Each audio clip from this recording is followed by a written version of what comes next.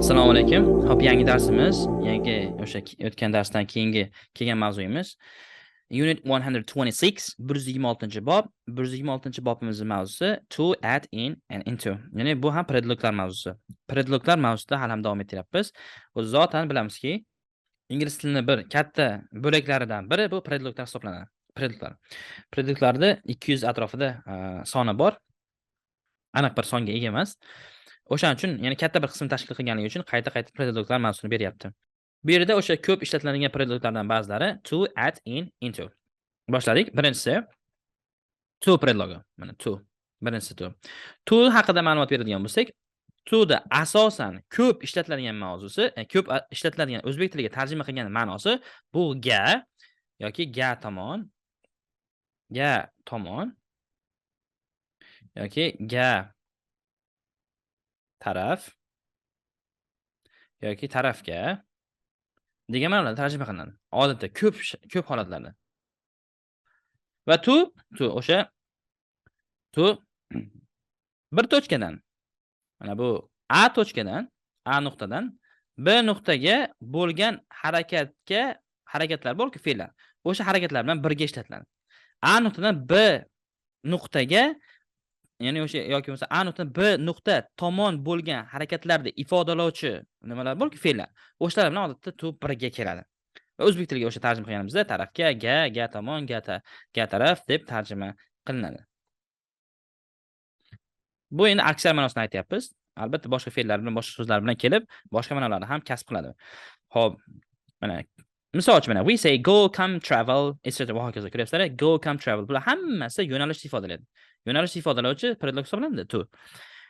Xo'p, a place or event, ya'ni birorta joyga yoki birorta hodisa yoki tadbirga bormoq, kelmoq, o'sha tomonga sayohat qilmoq.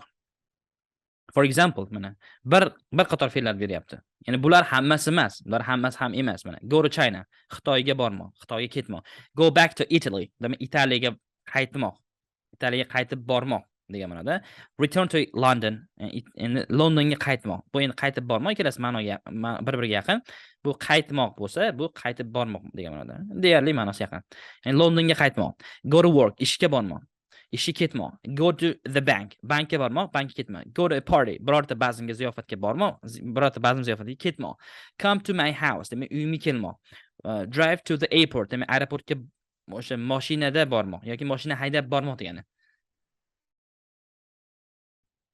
Be taken to hospital. Demak, o'sha shifoxonaga olib ketilmoq degan, shifoxonaga. O'sha aytdigi, ya'ni birorta yo'nalishda ifodalangan so'zlarmi, kalimalarmi odatda to bilan keladi. O'shani eslardan chiqarmanglar. Yo'nalish ifodalayaptimi? Bo'ldi.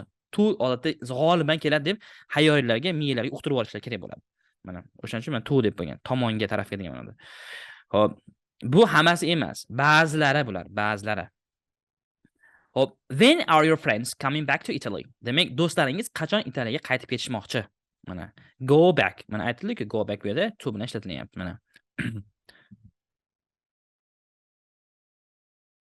3 people were injured in the accident and taken to hospital. Ya'ni 3 ta kishi avariyada jarohatlandi va shifoxonaga olib ketildi deyapti, shifoxonaga.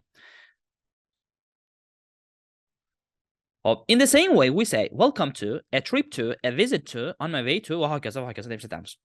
Va xuddi shunday uslubda biz aytamizki welcome to, ya'ni ga xush kelibsiz, a trip to ga bo'lgan sayohat, a visit to ga bo'lgan tashrif, ya'ni birorta joyga bo'lgan tashrif, on my way to, on my way da, ya'ni way to, on the way da o'tdik-ku. Bu ham o'shanga o'xshash, o'shani bir qismi on my way to, ya'ni qanaqadir joyga ketaverishimda deganda, boraverishimda degan. On my way to work, masalan, ishga ketaverishimda degan ma'noda. Hop, ishga ketaverishda yo'l-yo'lakay desa ham bo'ladi. A visit to. Hop, ba'zi fe'llar, ba'zi otlar, ba'zi fe'llar borki, bu yerda ot bo'lib kelyapti, esdan chiqarmang. Kelyapti. Ko'ryapsizlar, biz aytganmiz, birorta kalimani oldidan keldimi yoki n keldimi, demak uni ot ekanligini bildiradi. A visit, bu ot, a trip, ot. Hop, bu endi fe'l albatta. Hop, visit bilasizlar, fe'l. Ya'ni tashrif buyurmoq degan yoki ziyorat qilmoq, ko'rgani bormoq, ko'rgani kelmoq degan ma'noda ham qo'llaniladi, ishlatiladi. Agar u fe'l bo'ladigan bo'lsa, visit somewhere bo'lib ketadi. Visit a place. Place birorta joy bo'ladi. Ya'ni visit the fe'l o'laroq fe'l ko'rinishda ishlatsak, o'rtasida to ishlatilmaydi. Agar visitni ot qilib ishlatsak, to ishlatiladi. Tushunib o'sha farqi bor. Visitni ot sifatida tashrif degan ma'noda ishlatsangiz, to keladi. Visitni siz fe'l o'laroq tashrif buyurmoq ma'nosida ishlatsangiz, to ishlatilmaydi. Visit a place deb pryamoy to'g'ridan to'g'ri ishlatiladi. Xo'p, welcome to our country. Demak, mamlakatimizga, davlatimizga xush kelibsiz, bilasizlar. We had to cancel our trip to Paris. Demak, biz Parijga bo'lgan sayohatimiz. Mana bu joyda Parijga sayohatimizni bekor qilishimizga to'g'ri keldi deb aytyapti-ku. O'sha mana bu to nimani ifodalaydi? Biz bilib olishimiz kerakki, doim aytaman. Siz birorta so'zni shunchaki yuzaki ma'nosini tushunib olmang, yuzaki.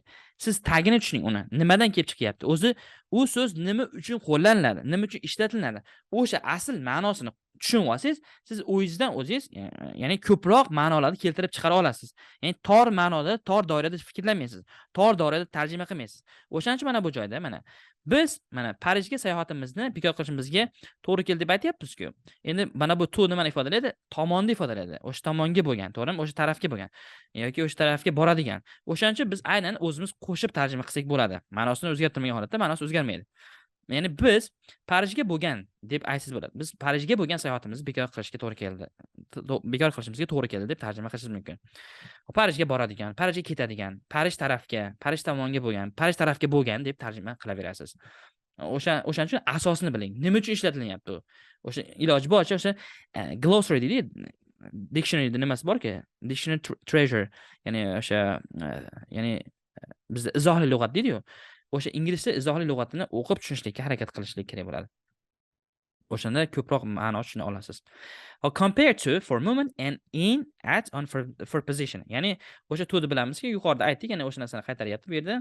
Ya'ni o'sha harakatga nisbatan to ishlatamiz. Ya'ni o'sha biror tomonga yo'nalishni ifodalasa to ishlatamiz, lekin birorta joyda, makonda yerlashganligini, o'sha yerda joylashganligini ifodalamoqchi bo'lsak, in bilan at ishlatamiz. Hop, mana they are going to France. Demak, ular Fransiyaga ketishyapti. Ular Fransiya tomon ketishyapti. Ular Fransiya tarafga ketishyapti.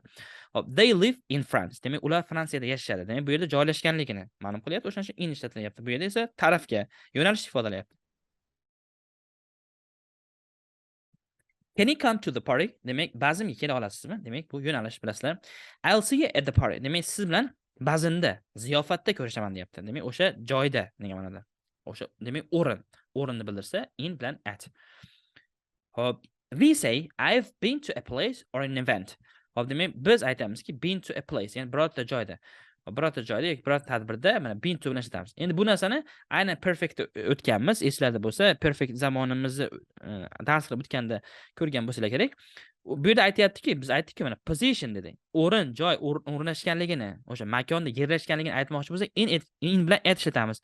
Lekin mana bu joyda o'sha birorta joy yoki birorta tadbirda o'sha o'rnashgan yoki o'sha makonda turganligini bildirishligi uchun demak to ishlatilyapti. Bu yerda farqi nima desa, bu yerdagi to the ma'nosi o'sha yerda bo'lib kelganligini ifodalaydi. Aynan bu perfect bilan ishlatiladi. Mana have been to perfect bilasizlar, bu present perfectda olinayotgan gap o'sha yerga borib kelganligini, o'sha yerda bo'lganligini ifodalaydi. Hop, bu zamonda o'tganimizda perfect uchun shakli bo'lib o'tiladi. Murphy 3-qismida, Murphyda qizil Murphyda 3-perfect ko'rinishda ishlatiladi. Ya'ni bu a ish harakat va b ish harakatni ifodalaydi. Been to deyaptimi? Been to. Demak, o'sha yerga, o'sha ga mana bu ga deb beradi-ku to. O'sha yerga borgan va qaytganligini ifodalaydi. O'shaning uchun to kelyapti. Bordi keldi bo'lganda bu yerda. To da obratna ish harakat bo'lgan. I've been to Italy 4 times. Demak, men Italiyaga borib kelganman degan bu. Tushunarlimi? Ingliz tilida biz aytamizki, ingliz tilida o'sha borib keldim degan narsani, misol uchun I went to Italy and came back yoki I went to Italy and returned deb odatda ishlatishmaydi. Ya'ni borib keldim degan ma'noda. Been bilan olishadi. Been to o'sha perfect bilan olishadi. Misol uchun qayerda bo'ldingiz deb aytasiz farzandingiz ukangizga. Men do'konda bo'ldim dedi, magazinda yoki qayerda erding? Qayerga borib kelyapsan deb aytamiz o'zbek tilida, to'g'rimi? Qayerga borib kelyapsan deymiz. Keyin siz ukangiz yoki jiyaningiz, o'g'lingiz, farzandingiz aytadiki, men do'konga borib kelyapman, maktabga borib kelyapman deydi-ku. O'sha perfect bilan olinadi. Ayni shu holat bilan olinadi. Chunki bu been to ma'nosi aytganimizdek ikkita ish harakat. A va B u yoqqa borgan va qaytganligini ifodalaydi. O'shaning uchun to ishlatilyapti. Bu yerda in bilan yoki at ishlatilmaydi. Hop, I've been to Italy 4 times. Demak, men Italiyada demak 4 marta bo'lganman. 4 marotaba bo'lganman deyapti. Borib kelganman degan. But I've never been to Rome, lekin men hech qachon umuman Rimda bo'lmaganman. Rimga borib ko'rmaganman. Rimga borib kelmaganman degan ma'noda bildiradi. Va odatda bu narsani aytib turgan odam, demak u yerga borib kelgandan keyin sizning yoningizda turib gapirayotgan bo'ladi. Tushunarlimi? Ya'ni u yerda emas degani. I've been to Italy 4 times degani, Italiyaga borib kelganman degani, Italiyada emas degani u hozir. Italiyada turib aytmaydi hech kim. Men Italiyada bo'lganman deb, to'g'rimi? Siz hozir O'zbekistondasiz yoki bo'lmasa aytaylik chet eldasiz, bir aytaylik Amerikadasiz. Amerikada turib men Amerikada bo'lganman deb aytmaysizki, to'g'rimi? O'shaning uchun bu o'sha aytib turgan davlatning tashqarisida bo'ladi. Amanda has never been to a football match in her life. Demak, Amanda hech qachon umuman hayoti davomida futbol o'yinida bo'lmagan deyapti. Futbol o'yiniga tushib ko'rmagan deganda biz aytadiki, futbol o'yiniga tushganmisan dedik, o'sha narsa, ya'ni futbol o'yinida bo'lmagan deyapti. Xo'p, endi keyingisi B1 part B, get bilan arrive. Get to a place, ya'ni get to a place, get de ma'nolarini bilasizlar. Get ham hot verbdan hisoblanadi, ya'ni o'sha ko'p ma'noli so'zlardan hisoblanadi. Get, endi get to a place, ya'ni getdan keyin to predlogini ishlatib turib, birorta joyda makonni ishlasangiz, mana arrive degan ma'noda ishlatiladi. Birorta joyga bormoq yoki kelmoq. Birorta joyga yetib bormoq, birorta joyga yetib kelmoq degan ma'noda ishlatiladi. Get to a place bo'lsa. Mana they got to the hotel at midnight. Demak, ular yarim tunda mehmonxonaga borishdi. Mehmonxonaga yetib borishdi, mehmonxonaga yetib kelishdi degan. What time did you get to the party? Demak, bazmga, ziyofatga soat nechida yetib bording degani. Yoki soat nechida yetib kelding desa ham bo'ladi. Ko'rasizlar, get to bo'lib ishlatilyapti. Xo'p, endi buni oldingi darslarda ham aytganmiz, ko'pchilikka ayon arrive bilan to ishlatilmaydi.